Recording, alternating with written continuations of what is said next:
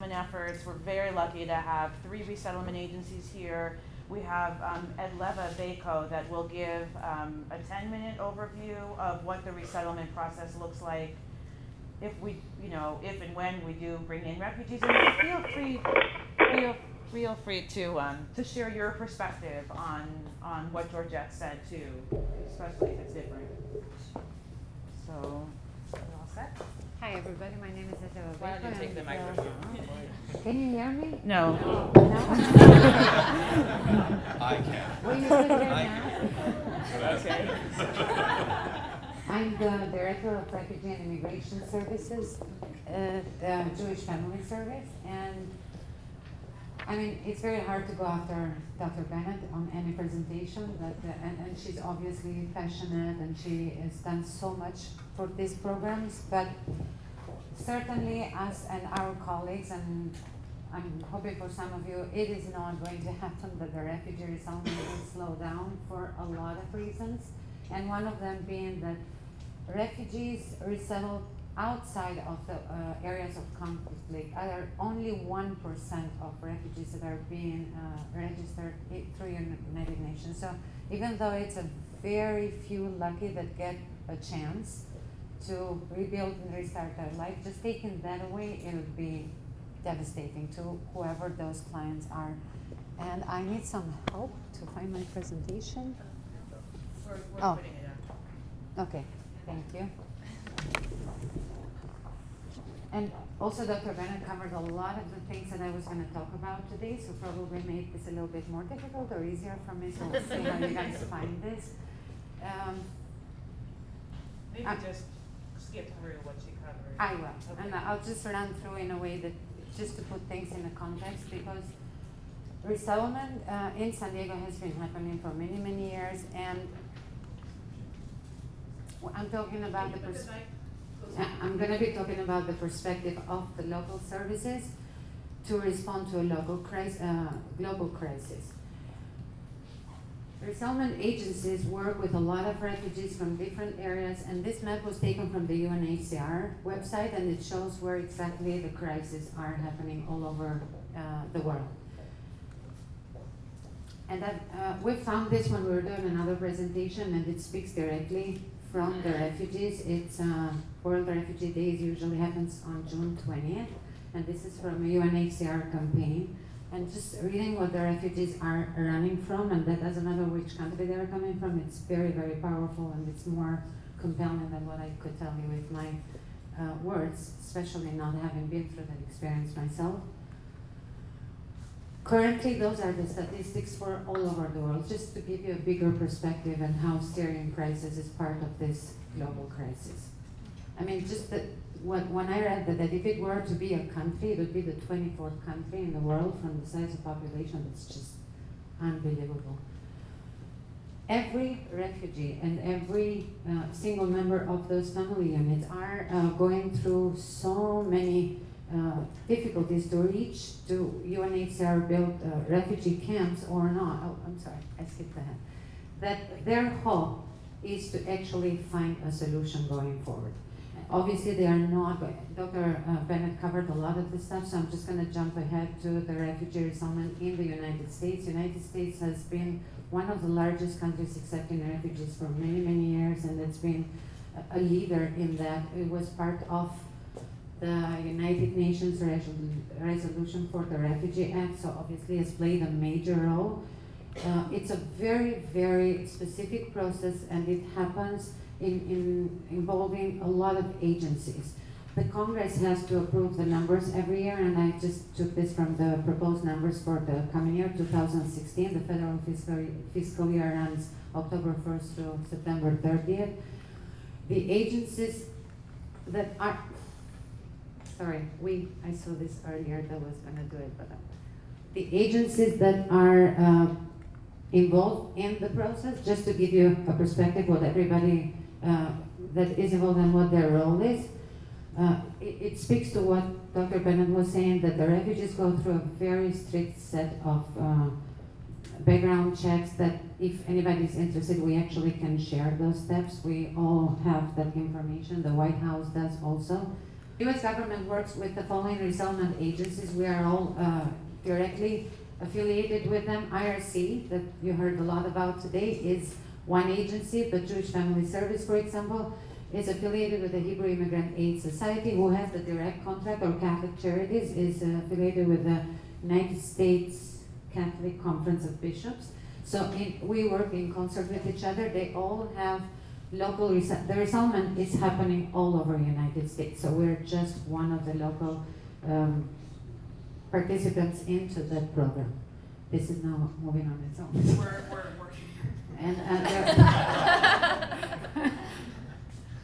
the role of the resettlement agency locally is actually to provide services to the refugees that come. And that's why I'm saying, hopefully that is not going to happen, because we have so much expertise and competence in providing services to whatever numbers of the refugees that will be coming. And JFS has been involved in refugee resettlement since, it says on the slide there, since the early 1900s, but it's actually since 1918, and has helped people from so many different backgrounds, various coming from various crises around the world. And currently the population of refugees that we're serving is as diverse as those areas that you saw of the crisis around the world. Guided by the Jewish value of tikkun olam, and you guys can read that: to heal, to repair, to restore what has been shattered, to mend what has been torn. We continue doing this work today, and our programs have gone through a lot of changes and currently have grown significantly, although we do have fewer numbers than our colleagues in the room,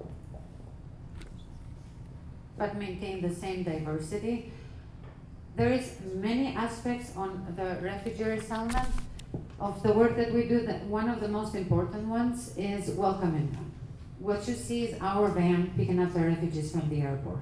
There is, again, if I were to go into the details of how intricate the process is, then I could keep you guys here until tomorrow, but this is a family that does not have any family ties in the United States. So basically, we pick them up from the airport, make sure they have an apartment, they have first meal, but then we have family that meet each other. This picture was taken from a professional photographer, and I guess what it says on the woman's face speaks volumes. They have not seen each other for 11 years. This is a single mother Sudanese that finally joined her mother and siblings in San Diego, and we were just part of the process, welcoming her and making sure that she got here safe and got to see her family. The national affiliates that I mentioned about have a cooperative agreement with. If you use the keyboard, it might be easier. Okay, I'll do that. You just use the, yeah. Okay. Have the cooperative agreement with the State Department, and we are the ones that provide the direct services on the local level within the first 90 days. We are mandated to provide all the services that are listed there. Actually, everything happens within the first 30 days, so everything that you see, we need to make sure that it's done in a very fast pace, that refugees are connected to ongoing services, but it's funded through the 90th day. One of the most important components that we provide, I'm sorry, this keeps going and coming, it's cultural orientation. It's intended to give the refugees the knowledge, the tools to make sure that they have the ability to navigate very, very complicated systems that, as I'm sure you know, healthcare and financial literacy. U.S. law is one of the biggest ones that we need to ensure that our clients are familiarized with. All of the refugee resettlement programs are focused on early self-sufficiency. And what that means is our staff is tasked to make sure that those clients get the first job as quickly as possible. And that needs to happen on various programs within the first 4 months or within the first 8 months, depending what the refugees are eligible for. And we do that through job readiness workshops and assisted job search, going literally with the clients and helping them apply for jobs just to make sure that they find that first job to achieve early self-sufficiency. Obviously, you and I know that finding even a full-time job on minimum wage in San Diego County is not necessarily going to make them self-sufficient, but the point is to get them to this first job as quickly as possible, to have them not depend on public benefits, and also get them a step further into the adjustment or on that initial period. And all of our work is to hopefully actually meet what refugees are themselves hoping to achieve by having the chance to be here and rebuild their life. None of this could be done without volunteer support. As Dr. Bennett also mentioned, it's the community support, but in a different way in our level. We need a lot of in-kind donation because though the programs are federally funded, it's limited resources. So furniture, clothing, household items, whatever it is that we can get through donation, we do not need to spend the client's cash assistance that is meant to be spent on the initial RMP period to set up their housing. But the most important thing that we do get from the community is volunteer time. In the ongoing effort of helping them adjust and adapt to the new life, having a friendly match volunteer, as we call them at JFS, or a mentor, or somebody that from the community becomes your bridge to the community at large, it's invaluable, because the point is not just to help the refugees to adjust, but also the goal is to look toward the long-term integration. Now, getting to the Syrian crisis, obviously you heard so much about it, and I don't need to tell you guys or give you any statistics because it's been already talked about, and we don't know what the Congress is going to decide. As resettlement agencies, having been involved in this on our daily work, we've had such a dramatic turn of events in the past month that the numbers went up by 10,000, in part to help with the Syrian crisis, and now we're dealing with a completely different issue. So going forward, we're gonna forge ahead as planned, and hopefully things will work out. But while we were all preparing for that, Leichtag Foundation was insightful enough to actually help us be proactive as opposed to reactive. I mean, I really skimmed through the services that we are supposed to provide. Sometime when we do presentations like this, people's reaction is, how do you guys do everything, and where do you find the resources? And I mean, you sometimes make miracles, because refugees come with absolutely nothing, like literally nothing. So we need to make sure to help them, you know, they ran away from a crisis, but now they're facing a new set of challenges, and now we have to help them, you know, remove those barriers toward the integration into the country. But what creates a lot of support is actually identifying the community resources that are available and make sure that the connection to those community resources is as efficient and as smooth as possible. And that's exactly what the Jewish Family Service, in partnership with Leichtag Foundation, is planning on doing with a new project that we're calling now the Syrian Humanitarian Response Project, in hoping that when the Syrian refugees come, we will have in place infrastructure and a network to make their transition into the new community as easy as possible. Some of the areas of, No, I just wanted to point out that an important piece of this phase one, I just didn't see it on there, is to develop relationships within the Syrian community, because that's, that's the most important thing we can do in terms of cultural, religious outreach. So part of what we gave a grant to JFS to do was to do that. And we understand that there are 10,000 to 15,000 Syrians that live in San Diego County, with most of them in North County. So we think that this is a good area regionally to focus. So I just wanted to add that. I'm sorry, to your that was on my presentation. notes actually. So Okay. I was going to say that the first, through our experience, what we do first, we reach out to the community, to the existing community, because that's the biggest source of support. They have the bicultural, bilingual ability to welcome the new refugees and give them some semblance of home and make them feel more comfortable into navigating the new city, the new society where they are in. The rhetoric that we've heard lately about the refugees and who they are and the misconception and misunderstanding, it's, again, you all heard about it, and educating the communities on who those refugees are and what it is that they come with and what they bring with them, all of their skills, then it makes it easier for the community at large to welcome them and allow them to actually achieve their potential.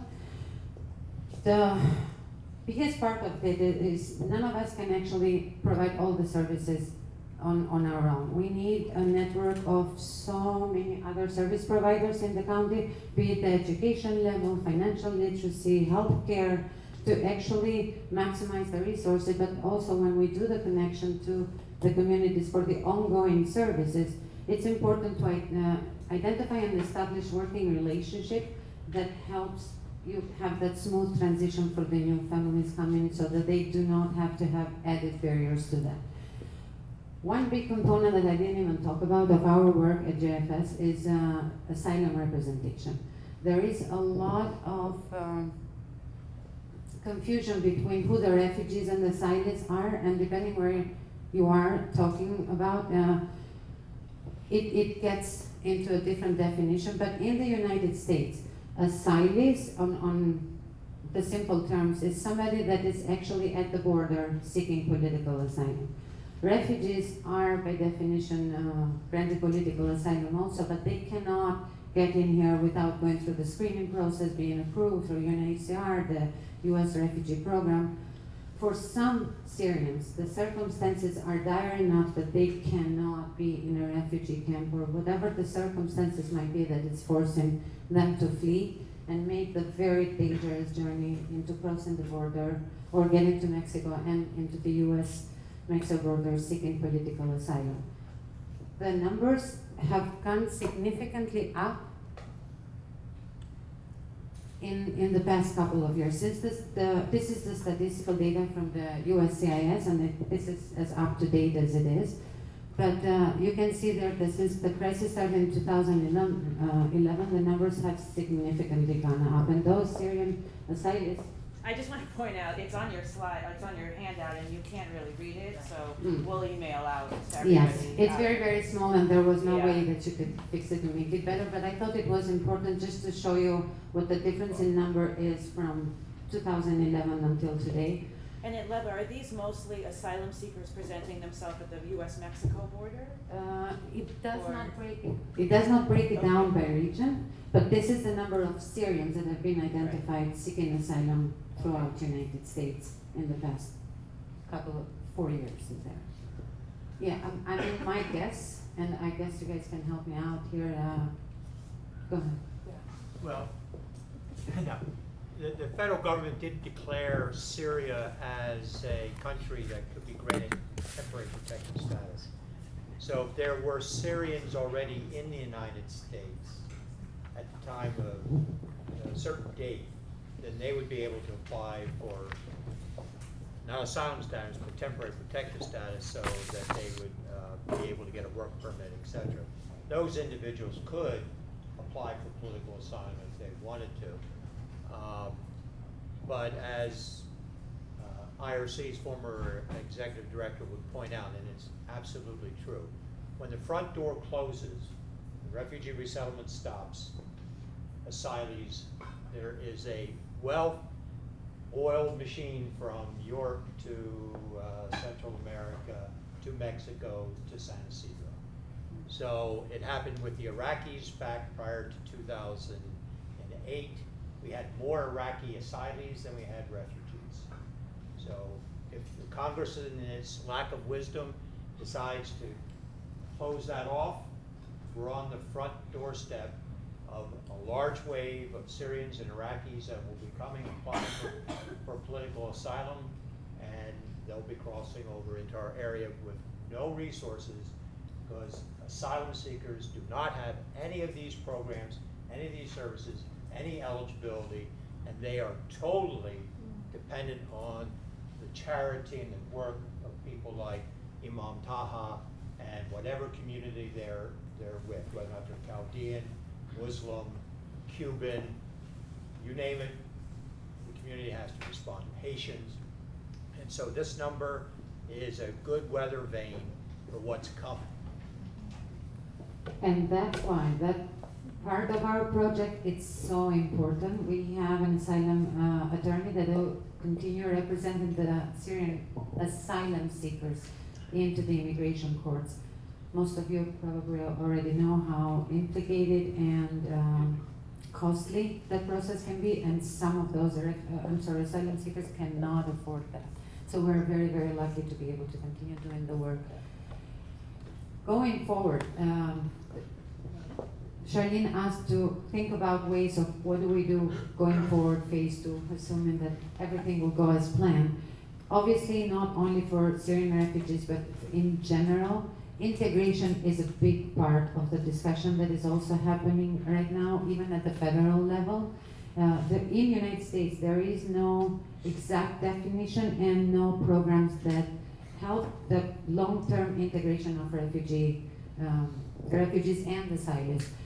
Even the immigrants, but in this case for the refugees and asylees, the White House built a task force that, interestingly enough, found those were the areas where the challenges were.